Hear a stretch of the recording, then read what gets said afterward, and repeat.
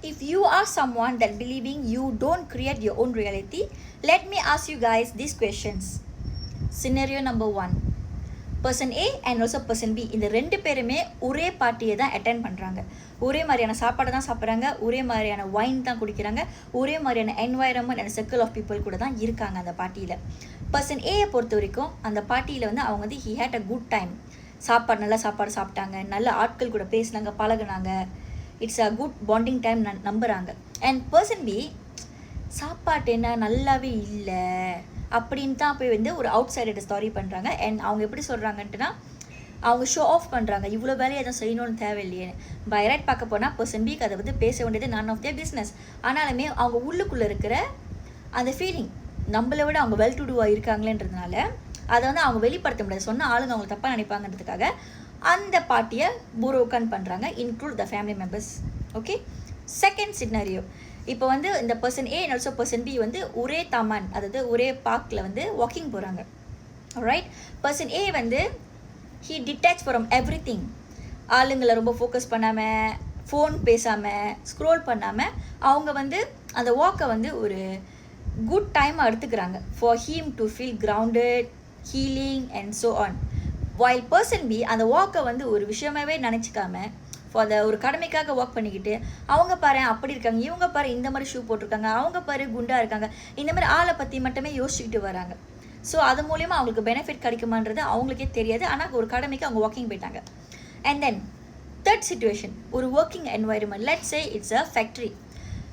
ஒரு 2 ஒர்க்கர்ஸ்க்கு பாஸ்கிட்டேருந்து ஒரே மாதிரியான ஃபீட்பேக்ஸ் கிடைக்குது.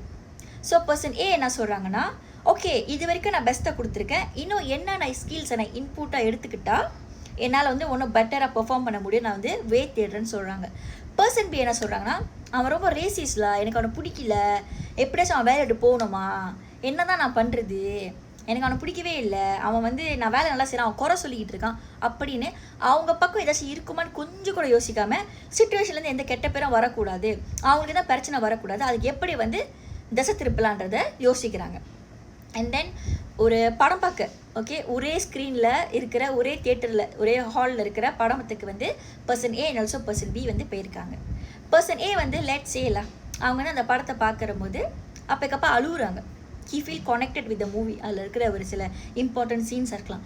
வைல் பர்சன் பி நம்ம அவங்க நெகட்டிவ் அந்த போர்ட்ரேட் பண்ண போகிறதில்ல. பர்சன் பி வந்து அந்த படத்தில் அதே சீன் தான் ஓடுது, அவங்க பக்கத்தில் தான் அவங்க வந்து பார்த்துட்டு இருக்காங்க, ஏன் அவங்க வந்து ரொம்ப கூலாக ரிலாக்ஸ்டாக வந்து ஃபோனை ஸ்க்ரோல் பண்ணிகிட்டு இருக்காங்க. So different type of people different type of சிச்சுவேஷனை டிஃப்ரெண்டான வேல பார்ப்பாங்க, புரிஞ்சுக்குவாங்க, ரியாக்ட் பண்ணுவாங்க. அண்ட் ஃபைனலி வேணால் ஒரு 2 எக்ஸாம்பிள் தரலாம். ஓகே, ஒரு டிராஃபிக் லைட்டில் 2 காடி நிற்கிது, பர்சன் ஏ காடி அண்ட் ஆல்சோ பர்சன் பி காடி.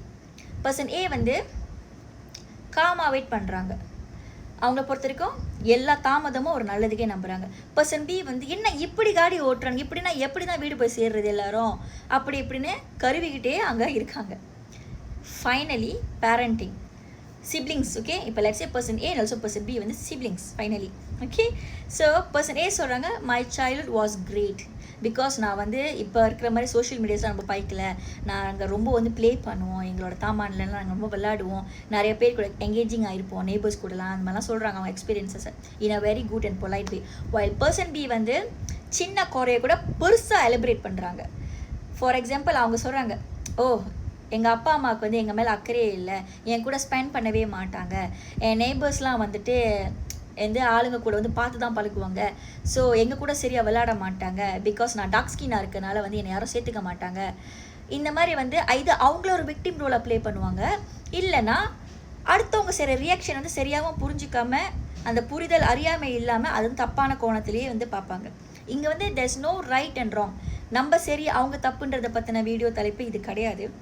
Majority of us we believe that life வந்து நமக்கு நடக்குதுன்னு. ஆனால் how many of you are aware that life is happening via us? நம்ம மூலியமாக தான் லைஃபே நடக்குது. பிகாஸ் we are deciding நம்ம யாரை கப்பல் பண்ண போகிறோம், யாரை டேட் பண்ண போகிறோம், எங்கே சாப்பிட போகிறோம், என்ன சாப்பிட போகிறோம், எப்படி காசு சேவ் பண்ண போகிறோம், என்ன நாலேஜ் படிக்க போகிறோம், அந்த 24 ஹவர்ஸில் வந்து எப்படி டைம் ஒதுக்க போகிறோம், என்னென்ன ஒர்க் அவுட்ஸ் இன்றைக்கி செய்ய போகிறோம், எவ்வளோ நேரம் தூங்க போகிறோம், எவ்வளோ ரெஸ்ட் கொடுக்க போகிறோம். இப்போ லெட்ஸே நம்ம முன்னுக்கு வந்து ஒருத்தவங்க தச்சுட்டு வந்து கத்துறாங்க, சண்டை போட வராங்க, ஏதாச்சும் ஒன்று பண்ணுறாங்க, சைக்கோபேட் பிஹேவியர் மாதிரி பண்ணுறாங்க.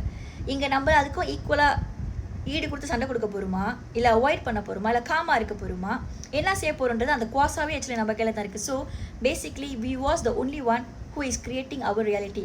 நம்ம பிலீஃப்லையாக இருக்கலாம், நம்ம இமோஷனலில் இருக்கலாம், நம்ம பிஹேவியரில் இருக்கலாம், நம்ம கேரக்டரிஸ்டிக்கில் இருக்கலாம், நம்ம மைண்ட் செட்லேயே இருக்கலாம். நம்ம தான் வந்து அதை வந்து கிரியேட் பண்ணுறோன்னு தான் நான் வந்து சொல்ல வரேன். So today is a very powerful full moon, 5th October 2025. So யாருக்கெல்லாம் வந்து மேனிஃபெஸ்டேஷன் ஜெர்னியை வந்து ஸ்டார்ட் பண்ணோம், ஹீலிங் ட்ரை பண்ணோம் அந்த மாதிரி நினைக்கிறீங்களோ, என் 1-to-1 கோச்சிங் வந்து நீங்கள் ட்ரை பண்ண நினச்சிங்கன்னா there's only one way. Once you WhatsApp auto message நல்லா படிச்சுட்டு, செகண்ட் திங் தயவு செஞ்சு நீங்களே போய்ட்டு என்னோடய ப்ரீவியஸ் ஃபீட்பேக், என்னோடய வீடியோஸ் எல்லாம் பார்த்துட்டு 100% யாருனாலும் யார் லைஃப்பையும் மாற்ற முடியாது கண்டிப்பாக. ஆனால் ஓரளவுக்காச்சும் என்னால் உங்களுக்கு நன்மை நடக்கும் நீங்கள் நம்பினீங்கன்னா, if you feel resonate connected, you guys can DM me. நான் பிஸியாக இருப்பேன் பிகாஸ் இன்றைக்கி வந்து கிளையண்ட் வந்து ஆல்ரெடி எக்ஸிஸ்டிங் கஸ்டமர் கூட நம்ம நிறைய ஒர்க் பண்ணுறதா இருக்கும். ஸோ டேரெக்டாக கால் பண்ணாதீங்க. We will never ever answer direct calls unless it's my clients. So நீங்கள் வந்து அட்மின் சொல்கிறபடி கேட்டு நீங்கள் அந்த ஆட்டோ மெசேஜ் ஃபாலோ பண்ணிங்கன்னா we can get connected maybe on the same day or maximum 1 or 2 days. So இன்றைக்கி வந்து a very powerful full moon start பண்ணியிருக்கு. I really wishing everyone a great success, happiness, peace and protection ahead. Alright, Om Namah Shivaya.